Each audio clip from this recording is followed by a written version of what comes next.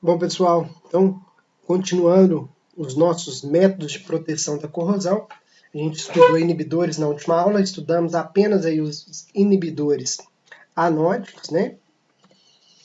Deixa eu ver se eu consigo voltar aqui.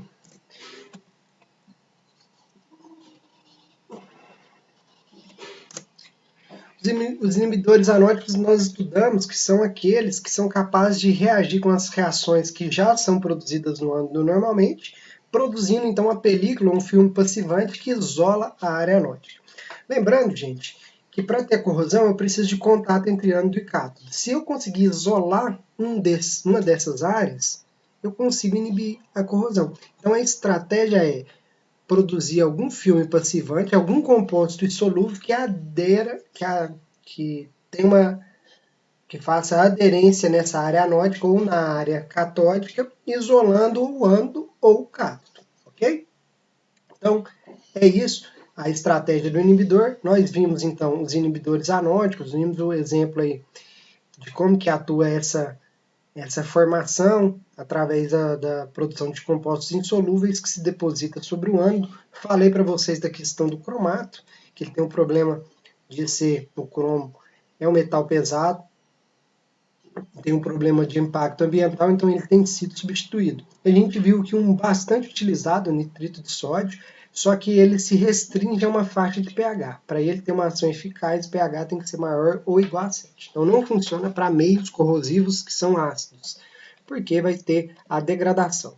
Também tem a questão que deve ser considerada a presença ou não de bactérias que degradam nitrito no meio em que está ocorrendo esse uso desse tipo de inibidor, certo? A gente viu que tem uma ampla aplicação e através dessa tabelinha, que foi que a gente terminou essa aula de inibidores anódicos, eu mostrei para vocês que, nesse caso, quando você tem 0% de nitrito de sódio em gasolina, né, a taxa de corrosão está aqui, 0,11 milímetro por ano, é a taxa que vai ter essa corrosão. A partir do momento que vai aumentando essa concentração, até chegar aqui em 6 centésimos, né, de porcento de nitrito de sódio, a taxa de corrosão você consegue anular então a taxa de corrosão. E quando a taxa de corrosão é zero, a gente fala que o inibidor tem uma eficiência de 100%, depois a gente vai ver como faz esse tipo de análise, certo? O inibidor anódico são aquelas substâncias capazes de reagir com o produto da corrosão do ânodo, formando uma película ou um filme passivante, isolando o ânodo da reação de corrosão, da reação do contato com o cátodo, certo? Os inibidores catódicos, então, eles seguem essa lógica, vão ser aquelas substâncias capazes de reagir com a alcalinidade produzida lá no cátodo. E eu vou precisar resgatar uns conceitos de mecanismo de corrosão para vocês lembrarem como que funciona essa ação do inibidor catódico. Esses compostos insolúveis que vão ser produzidos entre o inibidor e a reação catódica, eles é que vão isolar o cátodo. Então, gente, a estratégia é o seguinte, normalmente no ânodo já tem os produtos de corrosão, no cátodo tem os produtos de corrosão. Quando você adiciona o inibidor anódico, ele age com esses produtos do ânodo. O inibidor catódico age com os produtos do cátodo. Aqui tem alguns exemplos de inibidores catódicos. Sais que possuem o íon zinco, magnésio ou níquel, eles conseguem formar com as hidroxilas esses hidróxidos insolúveis que se depositam sobre a película, formando a película, se depositando sobre a área catódica e isolando o contato com o ânodo. Ok? Muito utilizado aqui em água de resfriamento, por exemplo, sais de zinco. E aí vamos ver como que funciona o mecanismo de ação. No meio básico ou neutro, a gente já percebeu que quem vai ser o receptor de elétrons é o oxigênio. Se o meio tiver ácido, vai ser o hidrônio, né? Mas nesse caso o meio não está ácido, a gente está trabalhando meio básico ou neutro. Quem recebe esses elétrons, então, é oxigênio e água. Recebendo esse elétron, tem a formação de hidroxila. Então, naturalmente, o produto da corrosão será um hidróxido metálico. Só que se esse metal produzir um certo íon que forma um hidróxido solúvel, a corrosão continua ocorrendo, né? Então, os produtos da corrosão não conseguem inibir a corrosão. Alguns casos, igual eu mostrei para vocês o caso do alumínio, o próprio produto da corrosão consegue inibir a corrosão. Não é o caso do ferro, certo? E aqui eu vou dar um exemplo para vocês. Então, naturalmente, aquele exemplo do sal de zinco. Naturalmente, a reação anódica forma ferro 2+, e a reação catódica forma hidroxílio. O inibidor de corrosão, se for um sal de zinco, em vez de o produto anódico reagir com o produto do cátodo, quem vai reagir vai ser o inibidor, formando um hidróxido insolúvel que vai se depositar sobre o cátodo, isolando o mesmo do ânodo, certo? Se isolar uma dessas áreas, a corrosão consegue ser interrompida. Beleza? Então esse é o mecanismo de ação. Um outro inibidor, gente, que tem uma utilização muito grande são os inibidores de adsorção. Os inibidores de adsorção, eles vão ter a capacidade de formar película tanto sobre o ânodo quanto sobre o cátodo. Então, ele reveste todo o material. Esse é o inibidor de adsorção. Como que é a estrutura desse inibidor? Geralmente são moléculas com grupos, com cadeias apolares, mas com regiões fortemente polares. Então, uma região que tem nitrogênio, oxigênio, enxofre. Aí, como exemplo, aminas, mercaptanas, compostos heterociclos. Então, geralmente compostos orgânicos com partes polares, certo? É dessa forma que, então, consegue revestir tanto áreas anódicas quanto áreas catódicas. E essas películas, gente, elas vão depender de algumas questões, né?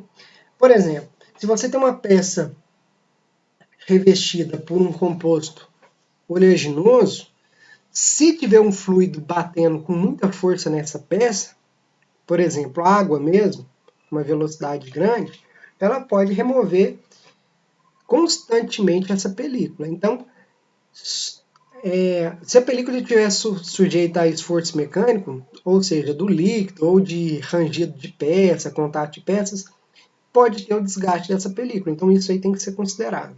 A concentração do inibidor também.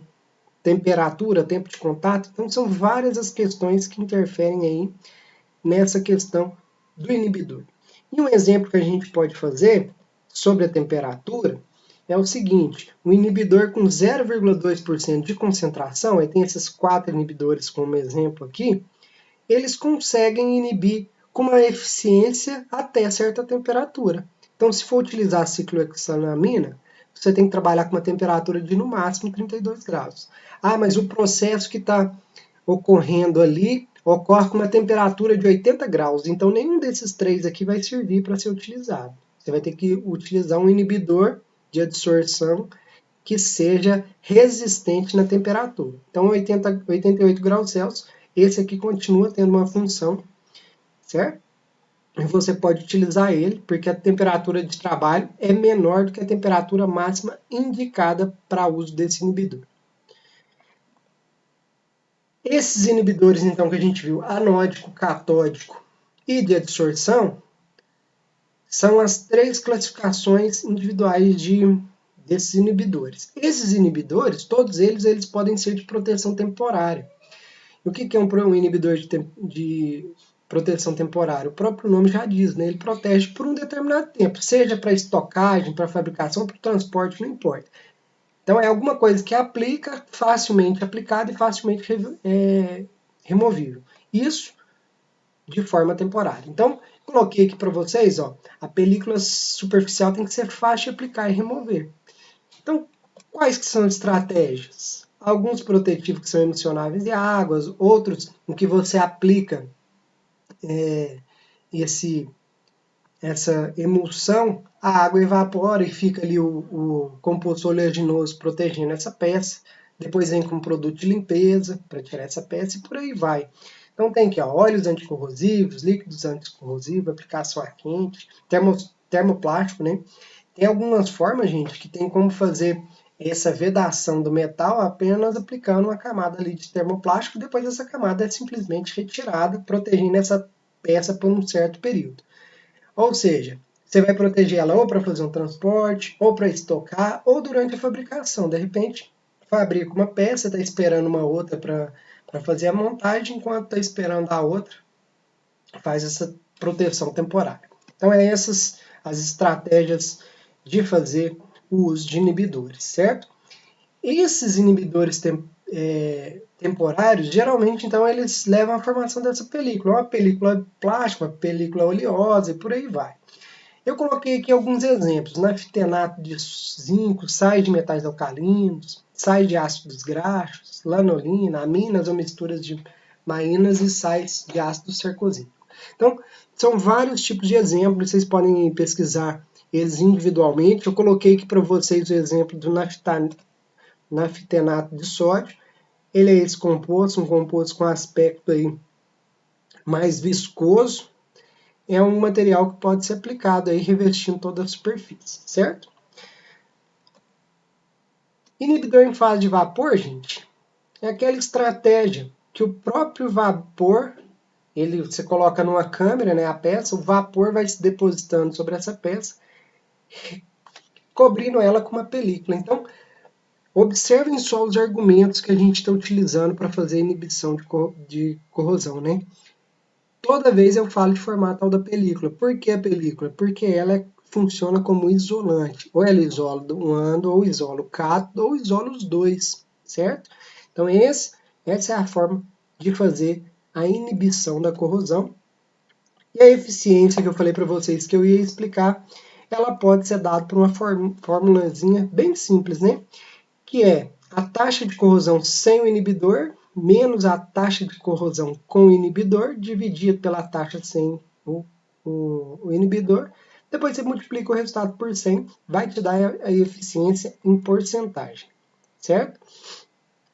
Olha aqui um exemplo. Te dei uma tubulação de ácido que tem uma perda de massa de 2,3 vezes 10 a menos 5 gramas por centímetro quadrado por segundo. Então, a cada segundo, 1 centímetro quadrado está perdendo esse valor aqui em gramas.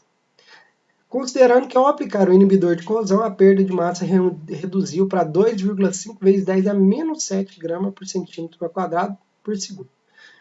Então, como que a gente faz? Aplicar a formulinha para eficiência de inibidor. Sem a corrosão é 2,3 vezes 10 a menos 5. Com o inibidor, 2,5 vezes 10 a menos 5. Sem o inibidor, 2,3 vezes 10 a menos 5. Faço esse cálculo. Encontrei, então, 2,22. Esse cálculo aqui de cima, 2,3 menos 2,5 vezes 10 a menos 7, deu 2,22 vezes 10 a menos 5. Aqui eu não mexi, né? Continuou 2,3 vezes 10 a menos 5. Vou cortar aqui a potência. Fazendo esse cálculo, eu encontrei uma eficiência de praticamente 97%, né? Bem próximo aí, 97%. Aí a questão é a seguinte: o custo-benefício é suficiente para usar o inibidor? Se você falasse, essa tubulação, se eu trocar ela, é mais barato que usar o inibidor, o que eu duvido muito que vai ser mais barato, né? Mas qual que é a estratégia melhor para ser utilizada? A ideal é que a gente chegue a 100%, né, de proteção, uma eficiência de 100%. Então, quando for o caso de não obter 100%, pode fazer associação de outros tipos de inibidor. Por exemplo, de repente 97% é a eficiência usando um inibidor anódico. Talvez, se aumentar a concentração desse inibidor, chega a 100%, mas se associar com outro tipo de inibidor, com certeza a eficiência vai aumentar. Então, fazer essa associação sinergética, né, usando a sinergia dos inibidores, você pode, então, conseguir fazer a proteção, a eficiência de 100% do equipamento, da peça, da tubulação e por aí vai. Ok?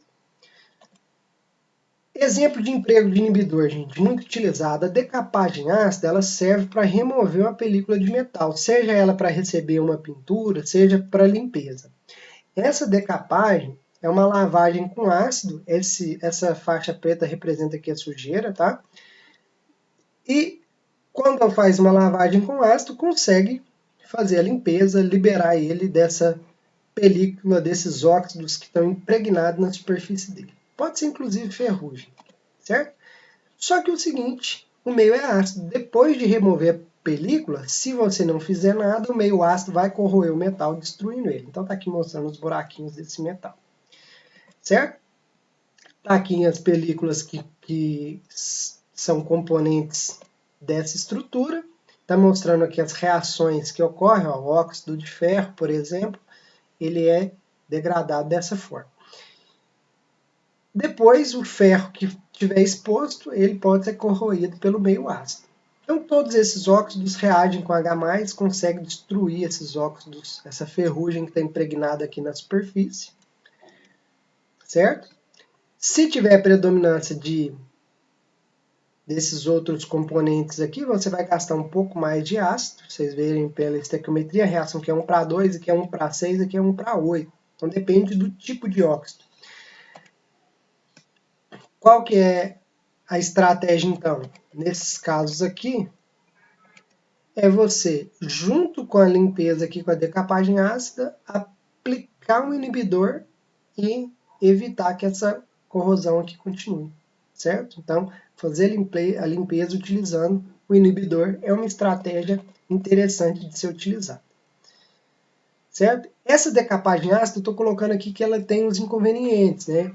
Que é consumo excessivo de ácido e tudo mais. Problema de impacto ambiental, por causa dos vapores ácidos, né? E aqui eu coloquei o mecanismo relacionado com a ação de um inibidor. Se adicionar um inibidor junto com essa mistura de decapagem, ele consegue remover esses óxidos que estão impregnados na superfície, mas formando uma película aqui passivante, uma película que protege esse metal. Aí está aqui alguns exemplos de inibidor utilizado em decapagem ácida. Tiureia e álcool propagílico são alguns exemplos para ser utilizado nessa limpeza. Então, toda vez que for fazer uma decapagem ácida, é interessante utilizar inibidor para evitar que o ácido continue, além de remover a película, comece a corroer o metal, que é o que a gente interessa em preservar, né, em proteger. Então, é um mecanismo de inibidor de corrosão muito interessante. Limpeza química de caldeiras funciona muito de forma um pouco parecida aí com a decapagem ácida. A limpeza através do emprego de ácido ela é muito aplicada. Por exemplo, a limpeza do interior de caminhões, tanques, né? Aquela parte do tanque dele que transporta pode ser algum alimento, por exemplo, leite. Depois o pessoal aplica material ácido ou básico para fazer essa limpeza, certo? E aqui eu estou colocando um exemplo de caldeira. A caldeira, não sei se vocês lembram de eu falar isso para vocês, se a gente estiver trabalhando com uma água que tiver uma dureza elevada, ela vai acabar produzindo incrustações, tá? E essas incrustações, basicamente, elas são compostas por carbonato de cálcio e carbonato de magnésio. Para fazer essa limpeza da caldeira e tirar essas incrustações, para que a gente tem que tirar essas incrustações? Gente, a caldeira, a estratégia dela é produzir vapor para gerar energia. Se na tubulação tiver incrustações, e essa tubulação estiver entupida, o vapor não tem onde passar, perde a eficiência da caldeira e corre risco de ter acidente. Então, de tempos em tempos, tem que fazer a manutenção da caldeira. E uma das situações, então, de fazer essa manutenção é fazer a limpeza desses depósitos calcários que tiver ali dentro. Depósito de carbonato de cálcio ou depósito de carbonato de magnésio. E está aqui eu mostrando aqui para vocês a limpeza através do ataque ácido. Conseguindo, então, tirar o que é insolúvel, que é o carbonato de cálcio, e produzir um sal solúvel. Certo? Aí sim ele consegue ser removido com a solução de limpeza. Pode ocorrer, então, toda vez que faz uma limpeza, fica o ácido residual e ele pode reagir com o metal corroendo ele. E aí, é lógico que junto com a solução de limpeza é muito interessante para evitar de corroer o metal que seja aplicado um inibidor. Está aqui um exemplo, o ácido abiético, esse composto aqui, ele é utilizado na limpeza de caldeiras, porque além de fazer a remoção de calcário, esse material orgânico se deposita na superfície do metal, inibindo que a corrosão do ferro ocorra, certo?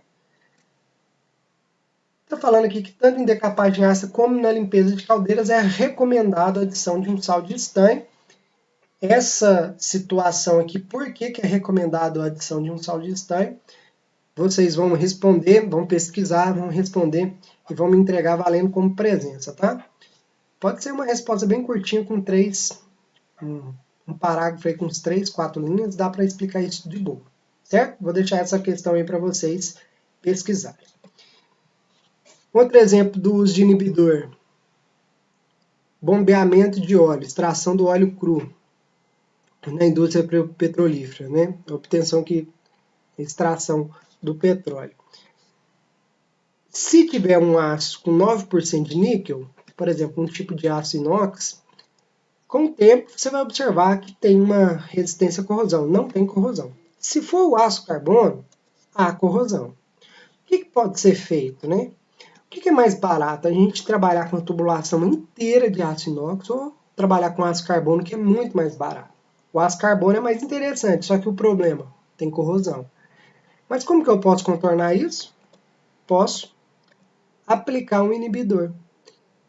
Se a gente aplicar um inibidor aqui, eu consigo trabalhar com aço bem mais barato, aqui, ó, tá aqui, eu coloquei aqui com preço, trabalhar com aço bem mais barato e não tem a corrosão. Bastante para isso a adição de inibidores, certo? Extração de gás. Por exemplo, um gás aí, posto de gás, tendo CO2, ácido sulfídrico e outros ácidos orgânicos. Se não adicionar inibidor, vai corroer a tubulação todinha. Olha aqui o H2S. Pode ser adicionado aqui alguns inibidores. Eu coloquei aqui exemplo de aminas orgânicas complexas. E isso, gente, vocês percebam aí que os valores que eu dei nos exemplos anteriores são valores de 0,2%, 0,3% de inibidor, tá? Então é uma quantidade pequena que consegue ter uma eficiência boa para fazer a proteção. Tubulação para gasolina, eu já dei esse exemplo, né, o nitrito de sódio.